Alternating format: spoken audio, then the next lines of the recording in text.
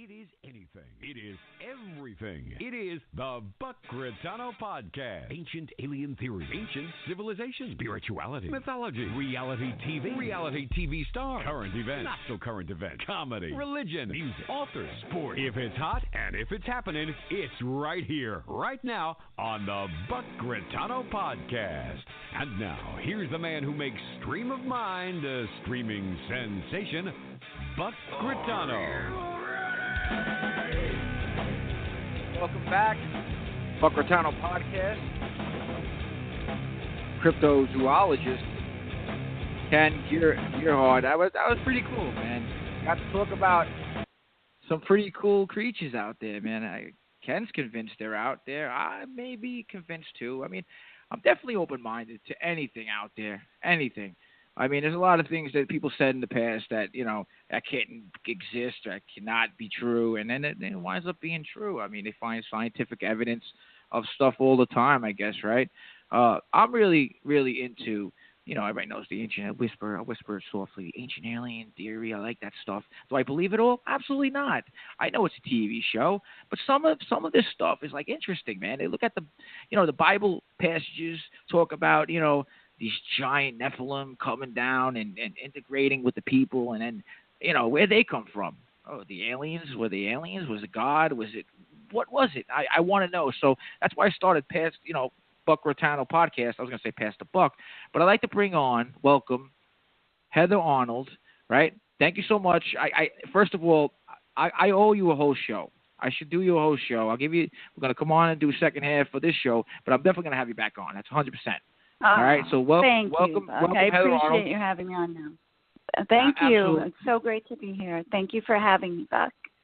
Absolutely. Now, first of all, you're an author, which I'm starting to become Facebook friends with a lot of different people. You look on my Facebook site, you're going to see a lot of horse racing people, really nice people. I mean, awesome people.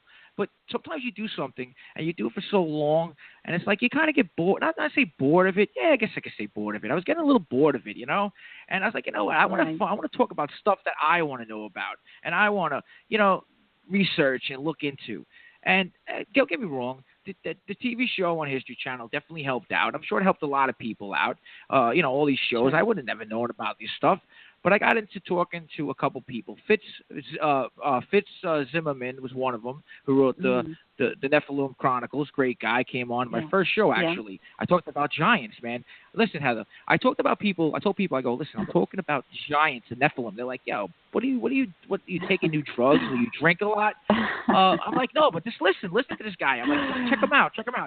So no go, right? No go. So I get Jim Vera on. Jim's been on TV and all this, comes on, he talks it. Still, I get, why do you get these guys? All you talk about is giants now? I was like, well, I like it. So don't listen. If you don't like it, don't listen. You don't have to learn nothing. Don't listen. All right, so I bring on the next guest, Hugh Newman. How about that? Then I bring on Hugh Newman and Jim at the same time. And they still, fighting me. How did you get into this? I see your phone number, so I know you're from New York. Right away, I say, wow. So tell us a little bit about yourself, what you wrote. Sure. You wrote a book. The book on top of my, I don't know if you wrote it or you one of the co-authors, Stones, Bones. I'm in the process. Paranormal. Yes. Well, right. That Stones, Bones, and the Paranormal is my group on Facebook, but I'm in the process of finishing my book. It will be called The Islands of the Giants, The Lost Race of Giants of Aruba, Bonaire, and Curaçao. So I got into it. First of all, Buck, have you ever been down there to Aruba? No, I haven't. I have 3 kids. I'm a working guy, 9-to-5 guy. You save the money up. You want to take the kids to Disney. You do the kid things for now. Of course. When we get old and I retire, I want to check these places out for sure. But tell us first of all, how'd you get involved in this research of giant skeletons? I don't know if they're giants, but elongated heads, giant skeletons, mounds. How'd you get into this? I know I fell into it by accident, to be honest with you. How did Heather Arnold get into it? Enough where you want to go places and investigate and write a book.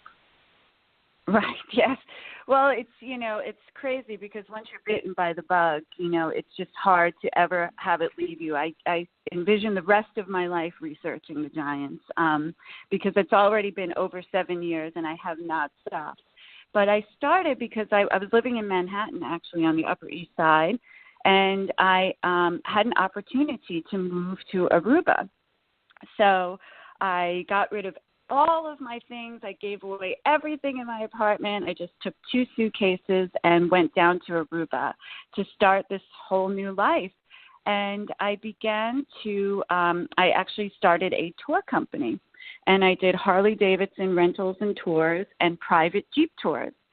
So I really wanted historically accurate tours. And I found that it was almost impossible to get the real history of those islands, of Aruba, Bonaire, and Curaçao. They were mired with racism. There were a lot of pieces missing. It didn't really make sense. The children in school who are Aruban, they learned that their island was called the Useless Islands by the Europeans, which never sat well with me because, first of all, within Aruba's earth, as we speak, is huge deposits of gold. So I knew there was some sort of discrepancy.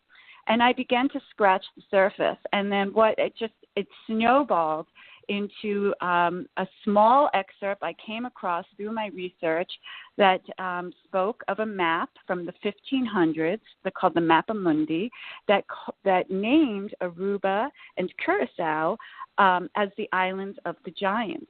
And so then I actually stumbled across Jim Vieira's work with the giants, and it just triggered. Oh my gosh, that's why they're not telling us the full story. They're keeping as it seems a common theme with the giants. They're keeping this from us. They're not telling us everything. They're not disclosing everything. Whoever they are.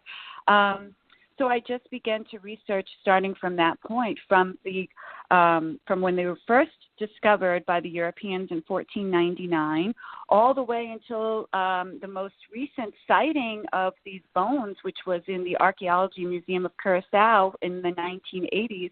And somehow now those bones are being confiscated by the government and are now also missing in action. But that was how I began to put together the true history of these islands. And that's really all my goal is to correct a history that is a false narrative. My daughter was born in Aruba. Her father is Aruban. So for me, I want to, for her posterity, I don't want her to think she's from a useless island. I want her to know she was from these islands that had a once great race of people whom we know virtually nothing about, sadly. And to me, it's probably one of the most fascinating components. I mean, I know when I was in school, if the teacher said, "Okay, kids, tomorrow we're going to learn about the giants," I would have been so excited. I wouldn't have been able to wait to get to school the next day. And sadly, the stories of the giants need to be told by independent researchers who dedicate essentially their lives to uncovering the true history of these ancient people, who were probably at least there 5,000 years ago, maybe even longer ago. I just love, when it comes to anything, any subject matter with, I guess, ancient civilizations or into the Bible studies or religion, whatever it is, the giants pop out immediately. I mean, they're told from day one. I mean, from our history, day one, the giants are spoke upon. Take it for what you want, what they are, or where they came from. That's all. I guess irrelevant in a way. But they were there, and we're finding evidence. I mean, going back, I can only talk about the Americas because I did a lot of studies with, having the past guests on the show and looking up, not studies. I looked on the internet. I Googled it. What did you do? I Googled it. Anyway, but the giants pop up everywhere, and where these races or ancient Indians or civilizations go back, all of them, the Maya, the Inca, every one of them talk about some kind of giant person or people teaching them the science, the math, anything to do with being smart, I guess, planting, agriculture, everything has to do with these people. And for some reason, like you say, they, and I just don't get Why do they do it? The Smithsonian, Right. where you are, why do they hold back stuff that it doesn't make no sense? It's there. So you jump into Right. the evidence. You go into the evidence. You want to find out the truth. My kids are taught that Christopher Columbus discovered America. There was civilizations here 10,000 years probably. I became a big Graham Hancock fan. I love his work. Talking about the meteor disaster probably happening about 10,000 years ago. That probably had a lot to do with the elimination of the giants. I guess some humans got lucky. I guess we're the lucky ones. I guess a couple of them, and we started over. Or there were some giants that were left. It could be Atlantis that far back. I don't know. Right. Like, I'm trying to figure it out. But they were smarter. They knew stuff. Your investigation. Where do you start with something like that? Who do you turn to? Okay, I want to tell the truth, but first of all, who's going to tell me the truth, and where am I going to find it? How'd you start? Absolutely. That's the hardest part. So what happened was I went to the Archaeology Museum in Aruba, and interestingly, Aruba has quite an extensive archaeology museum, but at the time it was under construction. And so I found an archaeologist in the temporary home of the museum, and she gave me a book called The Indians of Aruba. And it was published by archaeologists working for the museum. And I started to read about these pre-ceramic Indians. The archaic Indians were essentially what they were called. And then I saw a photo of one of their skulls in the book, and it was elongated. And I immediately said to the archaeologist, who she's not there anymore, because the archaeologists who are there are very open-minded now and very supportive of my work, thankfully. And I said to her, "Do you see the skull is elongated?" And she said, "Oh yes, it's not really. They did it. They put boards on their head. It's artificial deformation." And which is absolutely inaccurate. And then within the book that she had given me, it actually states that they were not artificially deformed, elongated skulls, that they were born this way. They were a different race of people altogether. And so this is something you can't Google. I can't go online and look it up. So what I had to then, and I've been painstakingly doing for the past 7 years, is acquiring every single scientific research paper I possibly can, going as far back as the late 1800s, and translating them. Most of them are not in English. They're in Dutch or Spanish or Portuguese or German, and translating them. And then within these scientific research papers, these scientists and archaeologists and also independent researchers are describing the measurements of the skulls, describing the burials, describing the stature of the people, describing how they were an elite ruling class. So all of the information that you will find in my book is gleaned off of scientific research papers. I mean, right now I have someone in Holland trying to get me 2 research papers. These are the 2 last holdouts. That's the hardest ones to get. There's only 1 copy on the entire planet. So it's you have to spend money, you have to look hard, I've been traveling to various libraries across the tri-state area to get a hold of these studies, and then of course the painstaking work of translating these things. And ultimately the whole story unfolds for you based off of all of the work that these people have done. And the fact that it is mentioned, a lot is mentioned in these papers that should not come out, not reported on. The children at school right now in Aruba, Bonaire, and Curaçao, they don't even learn about this. But essentially that there was a race of large-statured humans or some sort of human with elongated skulls who were of an elite status. They were like truthfully the original 1%. Who were highly advanced and had bigger brains and were probably more intelligent than we are today, and that a lot of them, what they did and what they, what they built, what they wrote, their use of ley lines, which is very specific, is their knowledge is lost It's even beyond what we could comprehend. And so I just began to piece together the story of these people through these scientific research papers. I also now, the head of scientific research at the Archaeology Museum in Aruba, is very open-minded. I've spoken to him for hours on end, telling him all of the information I have gleaned, and he is highly supportive and completely agrees with what I'm saying. So it will be, once the book is finished, the first and only comprehensive book of this ancient race of people that we have completely no idea about, and will hopefully be a resource moving forward to others who want to research the giants, because I think it's, I'm only one person. I think I'm probably the only person on the planet Earth right now researching these giants. And it requires a team, quite frankly. And so I'm hopeful once the book comes out, then I'll have additional books, because they do amazing things with order. They were very into geometry. These were just a highly advanced group of people. Most of what they were doing we'll never understand.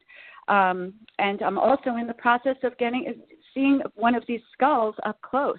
That's another big part of putting together this story.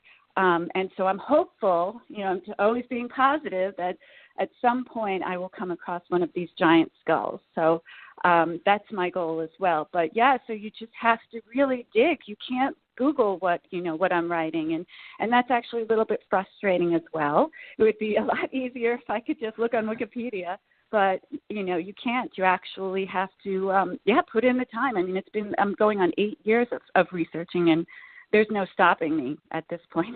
Every time I say, great. I think I know everything, then I say, oh no, there's more. It's really like an onion, and it's fascinating. It's absolutely fascinating. That's amazing. And, we down the line, and maybe that's something you're doing is like amazing to me, to be honest with you. The passion, I know what that's like. I mean, not to your levels, not even close. But I love how you threw the 1%er in there as you started as a Harley, tour. You said the true 1%ers. I caught that one. That was a good. I like that one.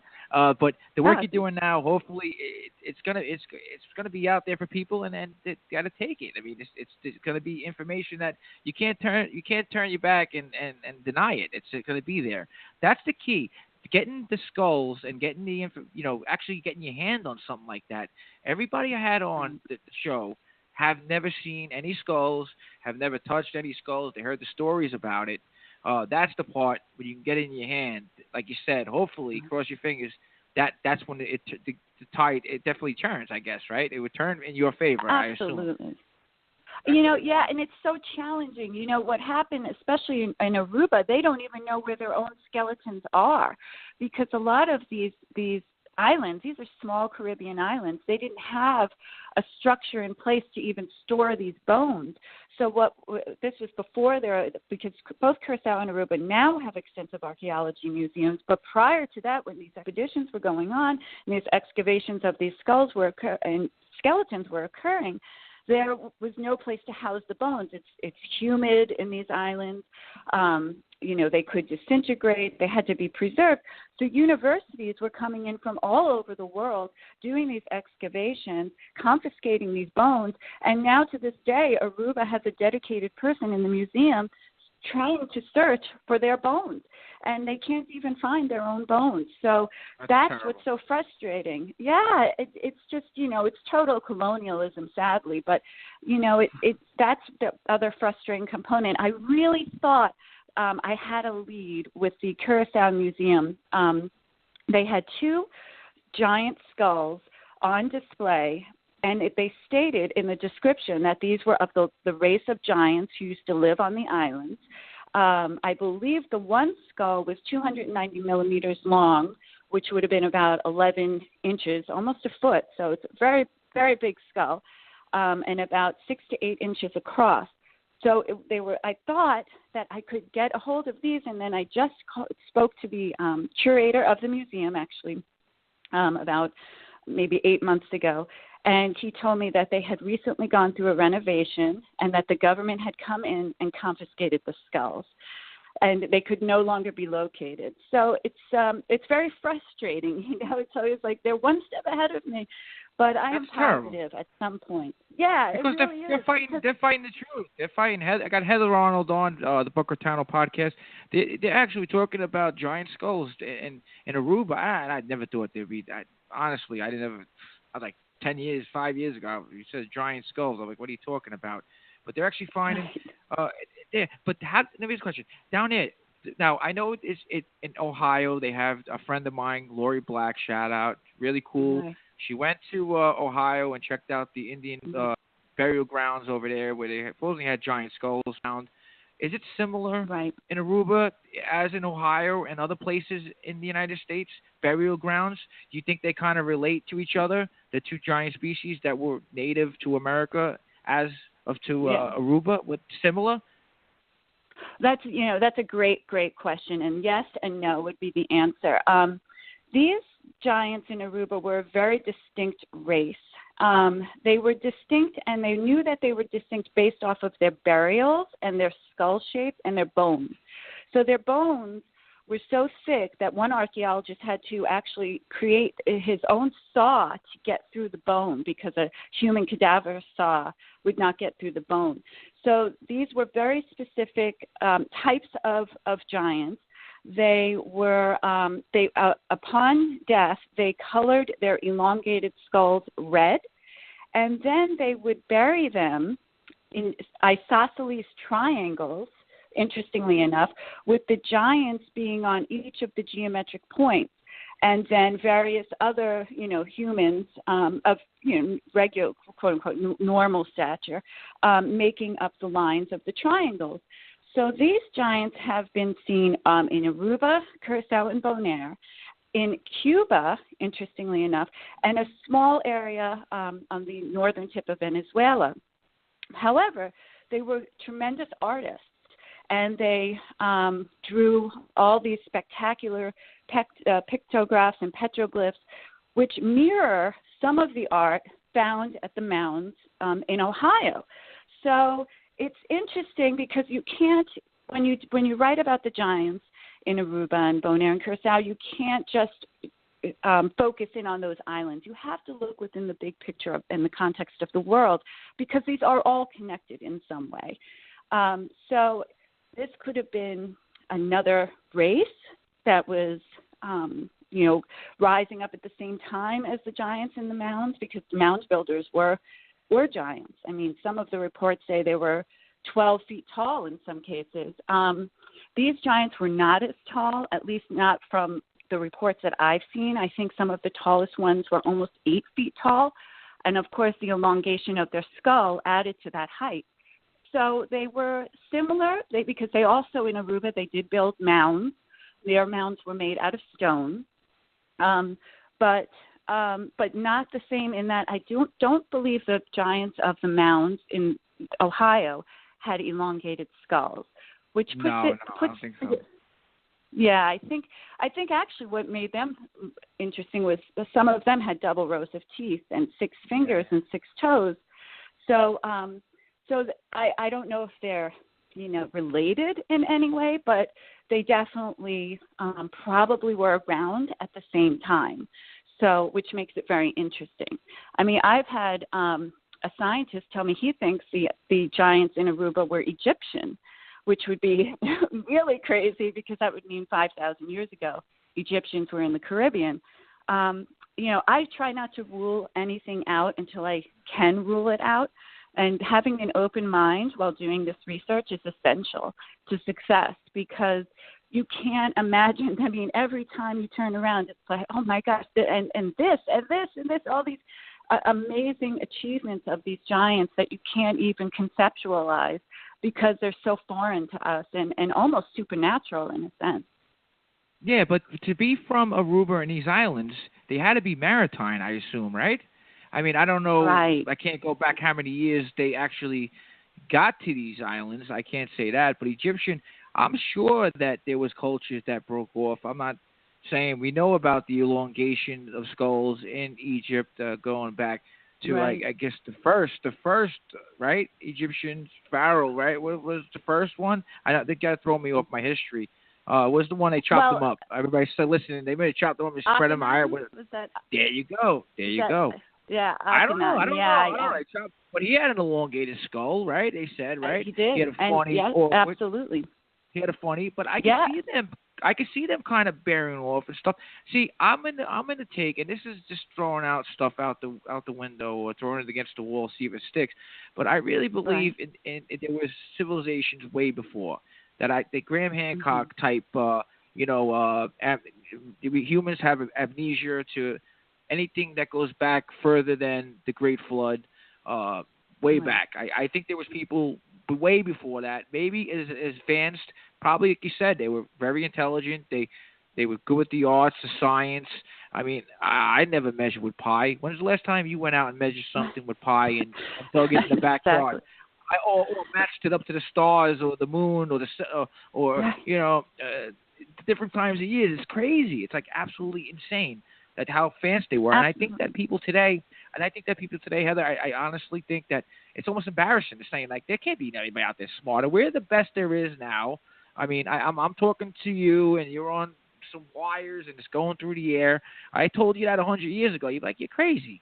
You can't do that. Right. You go to the moon. I don't know if we've been to the moon. I don't know. But I'm really trying to find out what's going on with the moon. Like, there's so much stuff going out there. And the conspiracy, I can't say it's a conspiracy theory, but it got to be something there where people are hiding stuff for you that makes no sense. Like, it doesn't matter. Right. It really doesn't matter, the information. Here it is. Take it. But they're hiding it. They're hiding this stuff from you. And you can't even get the truth out. And it's crazy. Now, what further investigation you got? Do you think they're from, I mean, say it could be Egyptian, some, maybe. How did they integrate? They were the leaders, probably the leaders because they were buried in that way. How did they live? You think? Did you get any investigation on how they lived or what they believed in or anything like that? Nothing, right? Well, there's it's very scant because also Aruba and Bonaire and Curaçao were probably at one point one entire island that were systematically destroyed and separated due to submersion through tsunamis, mega tsunamis that came barreling through the island. So not only did these tsunamis potentially cause a lot of these artifacts to be now submerged, but also in terms of Bonaire and Curaçao, a lot of their skeletons, any sort of artifacts have been basically washed away, whereas Aruba, being inside the Gulf of Mexico, and the last one, the island to have been impacted by a tsunami, the water would have been broken by Bonaire and then Curaçao and then reached Aruba. Aruba has the richest remains of artifacts and skeletons of all the islands. But so what we do know about them is that they loved limestone. All major religious events, burials, drawings had to where they lived, where they worked, and probably did some sort of religious ceremony, spiritual ceremonies occurred on limestone, which is very interesting. They also were very obsessed with order. They made sure that, for example, they built what is now considered to be naturally occurring geologic anomalies. In my book, I propose that they were actually man-made megalithic structures, huge mounds of stone, multi-ton stones that interlock together to form these mounds, essentially, almost pyramid-shaped mounds. And by doing so, they would align these mounds with points on the island, such as mountains and high hills, and create across the earth of Aruba these isosceles triangles. So they were very into isosceles triangles. One belief could be, and this actually, isosceles triangles in this way, using an artificial monument with natural monuments as the geometric points, is found all over the globe, interestingly. And so Aruba is no exception. There you will also find these geodetic giant geoglyphs on the earth, created in the form of perfectly measured and perfectly aligned isosceles triangles. They also they were master artists, and they had a lot of pictographs and petroglyphs, and the way they would draw and position these drawings were in parallel lines that intersect the island from northwest to southeast at completely perfectly equidistant from one another. So these lines intersect the entire island. Now, even if you draw out those lines out over the Caribbean Sea, one of these lines that intersects the entire island of Aruba will then go over the island of Cuba, where there are caves where there have been additional burials of the same race of giants. And then if you extend that line out further, it goes over Chaco Canyon in New Mexico and ends in the Grand Canyon. So it's very strange. That kind of makes sense, Heather. That makes sense if you think about it. I mean, I'm looking into little research, and I've done nothing like you have done. It's crazy. But the amounts of giant skulls that were found in that canyon, and they said there was Egyptian stuff found. Right, yes. That canyon, and it's funny how these lines, and it's not just there; it's everywhere. Like from you see from the Great Pyramids in Giza, they cross to other patterns, and Stonehenge does the same with other. It's amazing. It's so far beyond anything we could even imagine. They knew stuff that we have no clue about, the energy or the earth, whatever it is that the earth gives off, and it's so far advanced that I could even think of, which is absolutely amazing. Oh man, it's crazy. I love it. I just love it. I'm trying to picture it now, like picturing what you're talking about. I'm probably not even picturing anything like what you're talking about, but it's pretty cool. It's pretty cool. And now, after the Grand Canyon, that doesn't go anywhere, like to Antarctica, maybe. Wink, wink. I've been hearing a lot of that stuff. Right, exactly. Of course. That's the one I want to get involved in. I know. I'm dying to know what's under that ice. Yeah, me too. I'm sure it's a treasure trove under that ice, and someone knows, and I'm hopeful that they'll disclose the truth to us at some point, as opposed to some whitewash. Let me jump on that real quick. Let me jump on something. Let's get off your subject of the giants for a second. I know you see the internet and stuff like that. Now, you see the Antarctic thing. There's two guys. I'm not going to mention their names. One guy who was supposedly with some secret space. Yes, I know exactly who you're talking about. The other guy, yes. I don't know if I can believe him or not. He's very intelligent, super smart, but I don't know. Like, it's kind of like catching and stuff like that. He's talking about the disclosure, and then when I go to the site, it's like 3 months membership. I got to pay $29.95. I'm like, what? Come on, you're killing me. Like, but I kind of believe in stuff like that. But where do you stand on not just that, not like stuff like that, but like you're investigating giants? Where do you take it back to? Where you said Egyptian, maybe, right? Now from there, where does it go from there? Are you in belief of these alien theories, or I don't know your beliefs past that? Does that have to do with the elongation of being maybe not from this world, or maybe they're from this world, but we just don't know the species they were? Right, that's a great point. So I have had a very knowledgeable, well-respected archaeologist tell me point blank to my face that they were that he feels that the giants, particularly on the island, these particular giants were seeded from an extraterrestrial race, and he said it was complete straight face. I mean, this man is a scientist, and that was his belief through his research of where these giants could have come from. Interestingly, the islands of Aruba, Bonaire, and Curaçao are part of the Lesser Antilles. Antilles, the etymology of the word Antilles, is of Atlantis. So when you look at that, why would they call these islands from Atlantis? And then you have these giants with elongated skulls that were highly advanced within these islands that they're referring to in conjunction with Atlantis. It makes you take pause and say, is it possible that these giants were remnants of this civilization that thankfully were able to save themselves? by going clearly to a higher ground, and or were those islands actually part of Atlantis? Now, Andrew Collins writes an amazing book about how he feels that Cuba was definitely part of Atlantis. And interestingly, as I mentioned before, these giants in Aruba, Bonaire, and Curaçao, the only other place they're found is in Cuba. So it makes you wonder, are they from Atlantis? And if they're from Atlantis, are they partially, extraterrestrial? Yeah, it's very curious. I know for a fact, based off of the research that Brian Forrester has done in Paracas, Peru, that the elongated skulls. What a great. He's the best. He's great. Yeah, I'm sorry. I got to get him on the show. I got to get him. That's brilliant. You know what it is, but I got to kind of. I hate to cut people off, but I got to kind of build like a little guest list before these guys.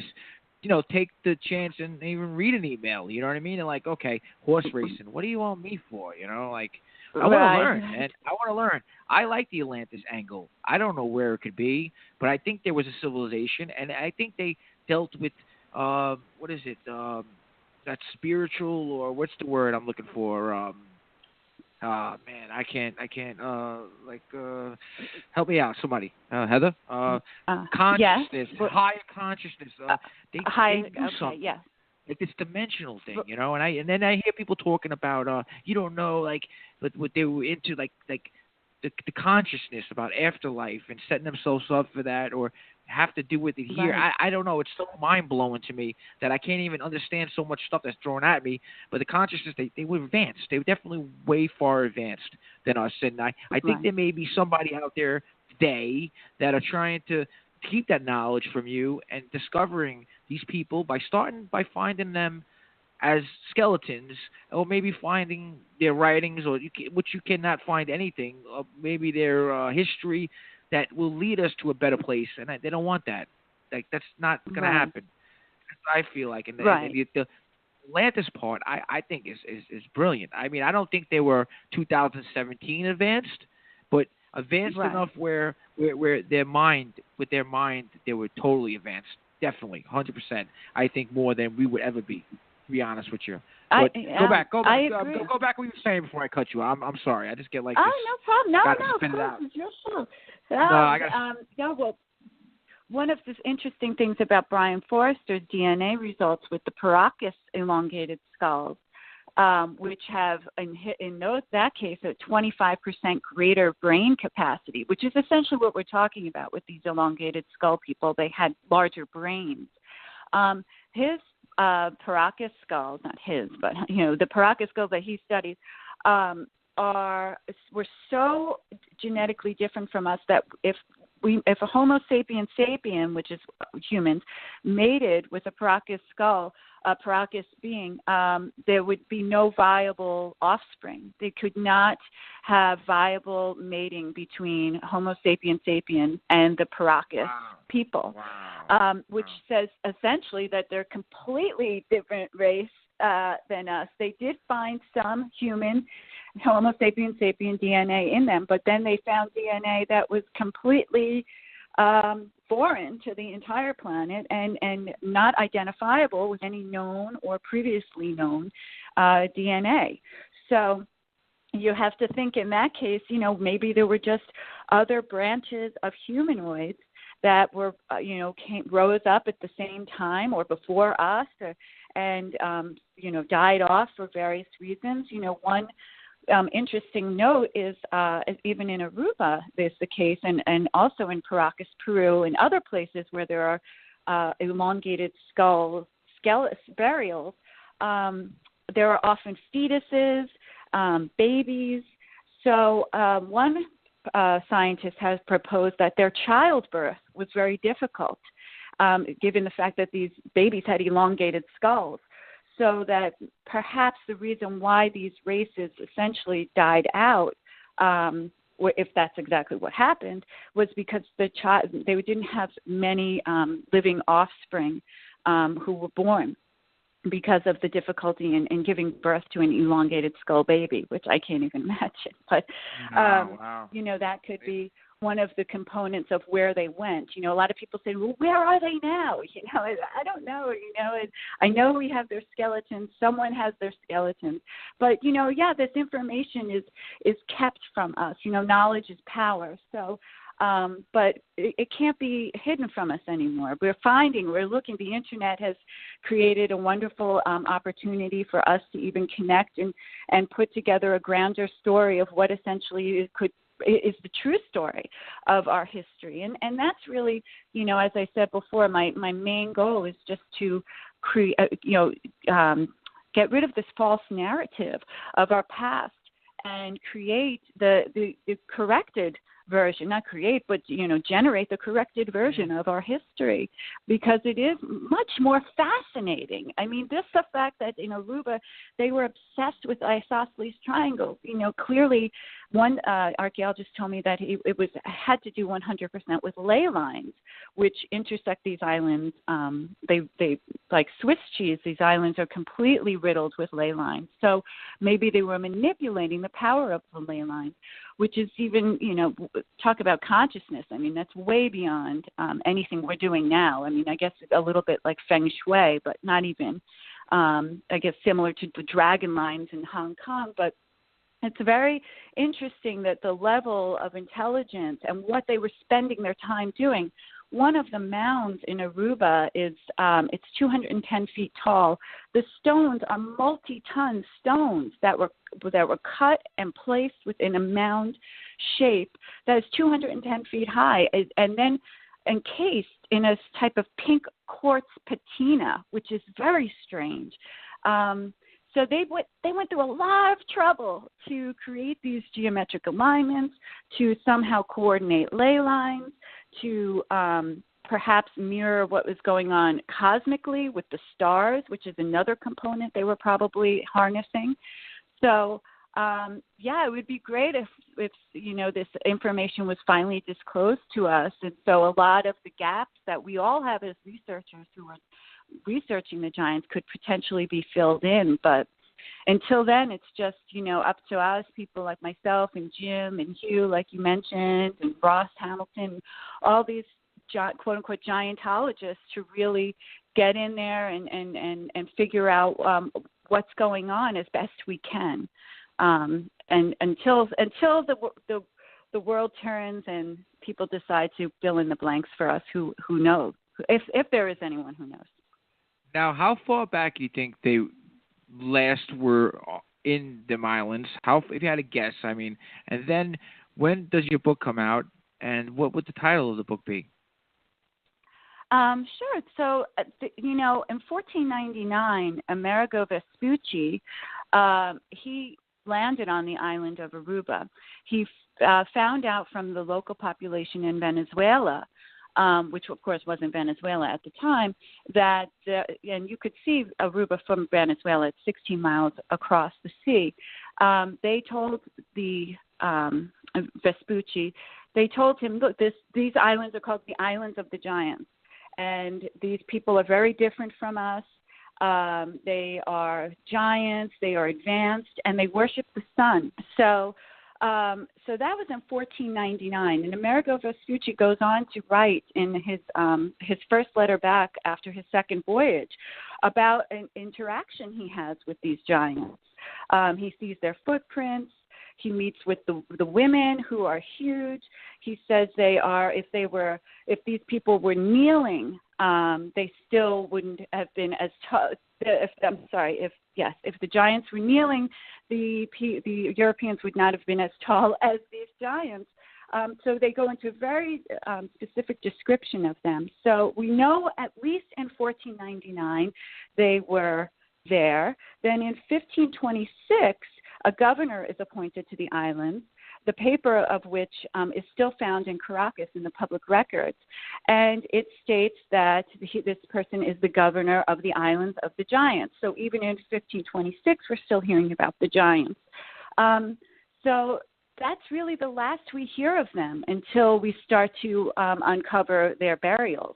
which had been going on actually since this really started in the mid to late 1800s. So we know definitively that up until 1526, there still probably were giants inhabiting the islands. So my book is going to be called The Islands of the Giants, The Lost Race of Giants of Aruba, Bonaire, and Curaçao. And I was hoping to have it done by the spring. I'm very into numerology. I want to have it on a very auspicious day. But I'm really focused on getting it absolutely accurate. So taking a little bit more time. And I'm hopeful that this summer it will be out, and hopefully I can come back on and talk about it. Oh, without a doubt. Definitely, 100%. I'm totally into it. By that time, I'll probably know a little bit more, I hope. But I'm definitely interested in definitely checking out the book when you have it out. This stuff, the Giants. I'm definitely all in on the Giants. But 500 years ago, they're still maybe floating around, man. They must have been like the last of the, not Mohegans, but wow. Like they were like, I remember showing up and seeing these people like, what the heck? You know what I mean? Like, the island, the people of the islands were like, yeah, these are the smart people, man. These guys are, they came over from Europe, and you know how, I got to tell you the rest of the story of Europeans, what they've done to the history of the giants and skulls. Now, do they have laws on digging up anything in Aruba and these other islands about, like checking? I know they have laws in the United States with the Indians. You can't, big up any burial mounds. Are the same thing down there, too? They have, laws that you can't touch sites? Sadly, and this is part of the frustration, particularly of the archaeologists down there, they do not. So it's I actually accompanied one of the archaeologists in Aruba to check on all these dig sites and all these ancient sites to make sure there wasn't vandalism. The one site in Malmuk, which is one of the oldest cemeteries probably in the Caribbean, at least probably 2,000 to 5,000 years old, there was a man named Chris Engels in the 50s. He was a wealthy man. He just decided to dig up some bones to look for the giant skeletons, and then after him was more people. So there's no control over these sites, and that's what's very upsetting, because not only are we concerned about vandalism or treasure hunters, but also construction. The one archaeologist was telling me with great frustration that there's a massive amount of construction going on, particularly on the island of Aruba, and when these people start digging, sometimes they'll come across ancient burials, but they don't know they're ancient burials. So they'll call the police. So then the police come, and then they take the bones. So now, and then the archaeologists have to try to convince the police that this is an ancient burial and not a homicide of some sort. So there's a lot of confusion. There's no set laws. What needs to be done is the governments of those countries, the independent, because all those three countries are part of the Kingdom of the Netherlands. They're under the jurisdiction of Holland.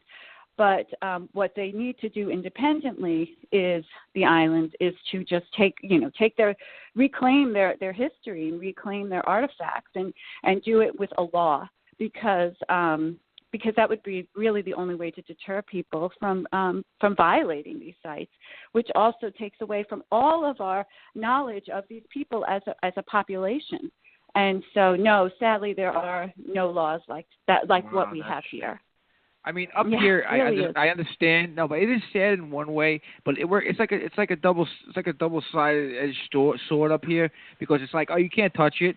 But it's good because you can't touch it, because you ain't going to find nothing. Like, that's it. You're done. Right. I'll shut you down. You don't have to get the Smithsonian going crazy, back in the early 1900s. They don't got to collect the bones and stuff like that.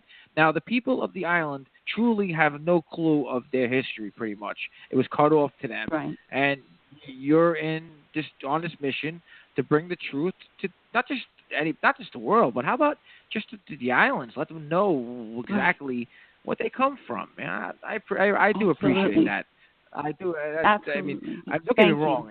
And you get to live in Aruba, which is come on. That was great.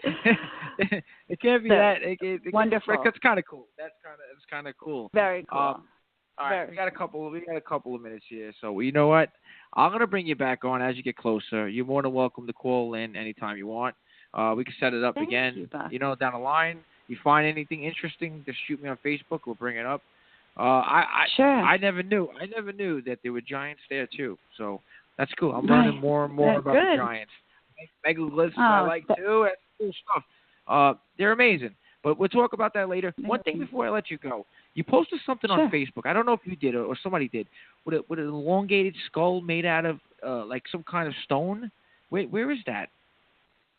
Oh, was that today? It was in Egypt. It's a giant head, right, with the elongated. Yeah, they after doing some construction in a poor area outside of or within Cairo, might have even been. They just all of a sudden, doing this massive construction, they found this broken, gigantic statue of what they believe is Ramses II, and he very distinctly has an elongated skull, which to me was the most fascinating part, aside from the complete size of that statue. It was enormous. I mean, the head was, the people would look like little ants next to that giant head. So, yeah, it's just, I just think it's so fitting that now, I'm investigating these elongated skulls, and here someone's unearthing this giant elongated skull statue. It's all kind of fitting in. Eventually we'll get the full story. Within my lifetime, I believe fully that giants with elongated skulls or without will be accepted scientifically and will be commonplace. We will know about it, we will learn about it, and it won't be something that is so, foreign to everyone to hear. That's maybe I'm being very optimistic, but I really feel that way. And I think you have to be in your kind of work, to be honest with you. You can't go down, oh, well, what did I do? I can't, this is like, and give up. Like, you got to be, optimistic and doing what you're doing is kind of cool. I like to hear the story one day, but I know, which is kind of crazy, there's a lot of people out there that are taking this, like your true sweat, blood, tears, effort, money, pocket, all that stuff, and taking it for their taking it for themselves to try to make money. Like it's insane. And then you don't know who to filter out which one is which. And then on Thursday nights, when I say to somebody, they're like, "Who are you having on the show?" And I go, "I'm having a giant researcher and talking about the giant." They won't laugh at me. You know what I mean? It's like it's like almost like I don't even want to tell nobody. I went from horse racing. Right, and I love I love horse racing. I love it to death. I would take anybody to the racetrack if you go with the right person. People think I was this like degenerate gambler that couldn't pay the rent or took the rent money. But there's an art form to that too. But now I look into this and it's like it put me in this giant bear hug. And then when I tell people about giants and stuff like that, and I said, "Oh, the guy Jim Vera? He had a show on," and they're like, "What?" And I'm like, "Yeah, Lost Giants. You remember that show?" And they're like, "No, I don't remember no show." So now I want it to be where it's mainstream, where people, I can laugh at them for not listening. You know what I mean? It's like I told somebody, "Are you talking about like going back and everything goes back to Egypt and stuff like that, and where civilization just popped out of nowhere, like nowhere?" This big pyramid. I tell these people this, like, "Oh, you're a nut." The Egyptians already have what happened, and they're telling their side of the story, and that's pretty much it. And anything that's found, people don't want to like fill it in, like this information, and open up the binder and put it in instead of it fits in page 20. Here. Oh well, no, it's not page 20. Put it in, it's enough already. Enough of the BS garbage. And let us know the truth. That's all I want to know is the truth. And America is supposed to be so free. We're so free of a country, but I can't know that there was not giant people, different people that were on this planet. So, I appreciate you so much for taking the time to call into the show, do what you're doing. I got really happy. I'm really happy I met you through Facebook, and hopefully I can gain more people and people tune in and I can learn more and stuff like that. Well, I really appreciate what you're doing. Thank you. It's cool, but thank you for having me on. No, my pleasure. But what I was thinking, I wanted to get a co-host to help me out that knows stuff. So I want to put it out there. I'm looking for somebody to help me out. They don't got to be anywhere. They could be anywhere in the world, and you could be a co-host with me. I'll give you the Skype thing, and you call in, and I need a partner. It would be nice. to help Nice. somebody else, help me out. So I'm looking for a I co-host like to that. help me. And they're ancient aliens, and I love the ancient aliens. I love the cryptics. I love all that mystery, conspiracy. The one that scared me that I wanted to talk to about was the black-eyed children. You ever hear that story? That's bugged out. Oh, yeah. That's scary. That I told my is so son. creepy. I was telling my son, 17 years old. I go to him. I go, there's these little, I don't know what they are, but they come and they ever knock on the door and tell you, I want to come in. I need to make a phone call, and they sound like a robotic. They have black eyes, just close the door. Run away. No, but I like this stuff. But thank you so much. Heather Arnold got a book coming out spring sometime, hopefully around the longest day of the year would be pretty cool, right? We came out that day. Very cool. All right, but I do appreciate it. But keep me updated. Any finds? If you get them essays or research papers that you're in search for, let me know on your updates, please. I appreciate that. But first of all, I'd like to thank. I had Ken Gearhart on. Ken's got plenty of books out. I'll post this stuff on Facebook where you can find them. Heather L. Arnold. I guess there's other Arnolds. I think of Happy Days when I think of Arnolds, like Arnold's. Arnold was the big fan, and then all of a sudden the Chinese guy bought it. So I don't know, Arnold's. Whatever. All right, but thank you, everybody. Thank you for joining me on this Friday night. You can upload this anywhere. I'm trying to get it on iTunes, so that's going to come slowly, but I'm trying. Thank you so much, Buck Grottano, Heather Arnold. I appreciate it, and everybody else.